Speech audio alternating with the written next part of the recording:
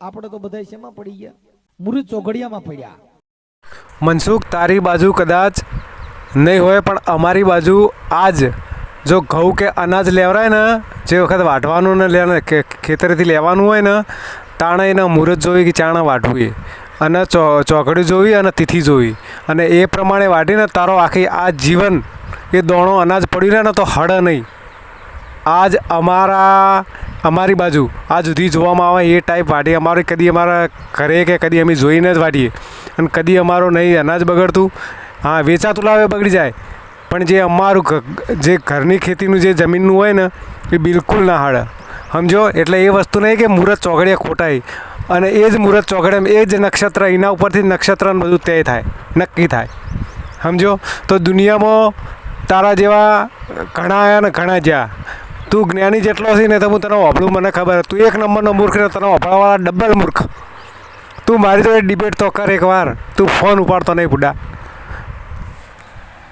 હવે મનસુખનો આગળનો એક બીજી ભૂલ જો કેટલું જૂઠું બોલે. કબીર સાહેબ કે જો બાપુ પથ્થર પૂજે હરી મળે. તો મનસુખ એ જ કબીર કે હા, બરાબર? ખોટું જ મને કહેજે તું. એ જ કબીર કે હા કે કણ કણમાં ઈશ્વર. બોલ, સાચી વાત કે ખોટી વાત? હજુ આગળ જોજો. તો મેં તો પૂજું બડા પહાડ. અને આજ મનસુખ ભગત પ્રહલાદનો ઉદાહરણ આજ મનસુખ છે. અને હું એ તમને એક વિડીયો દેખાડું, તમે વિડીયો જુઓ કે જે બાળક એ ભગવાનનો મંત્ર બોલે, નરસિંહ ભગવાનનો, અને સિંહનો પાછો જવાબ જુઓ તમે.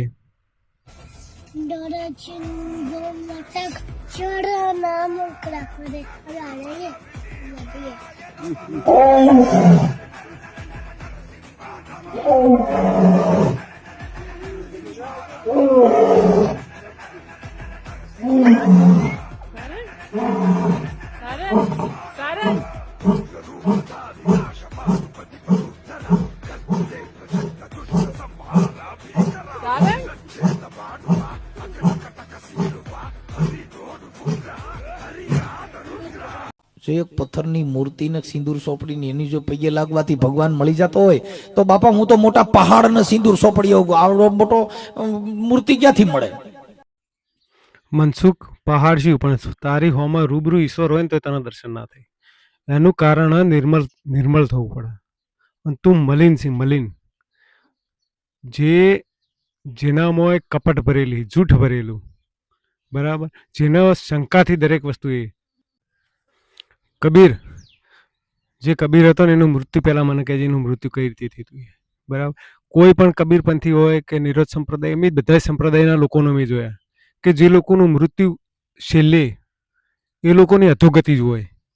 અને એવા આચાર્યનો હું તને ઉદાહરણ આપું કે જે એમનું પોતાની ઈચ્છા મૃત્યુ તો છોડી દેવાની, પણ એમની જે દુર્ગતિ થઈ ને પાછળની, એ દુર્ગતિ બહુ ભયાનક દુર્ગતિ હોય.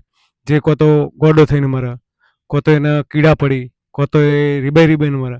આવી એમની પરિસ્થિતિ હોય જે તારા કબીરના, જે તારા જેવી માનસિકતાવાળા લોકો રહે.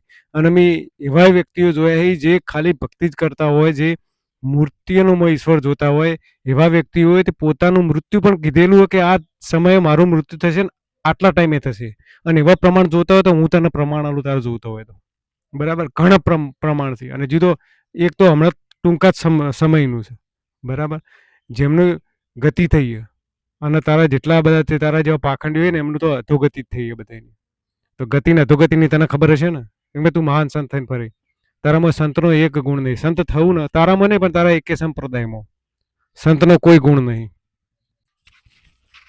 અને તું એમ કહે કે તને આ લોકો જે તે બોલાવી એ તો તું પાપી, તું એકલો ના. તને જેટલા બોલાવે તારા ઉપર જે વિશ્વાસ કરે ને એ લોકો પણ પાપી, મહાપાપી, બરાબર? એટલે દરેકને ભોગવવાનું તો ખરું જ.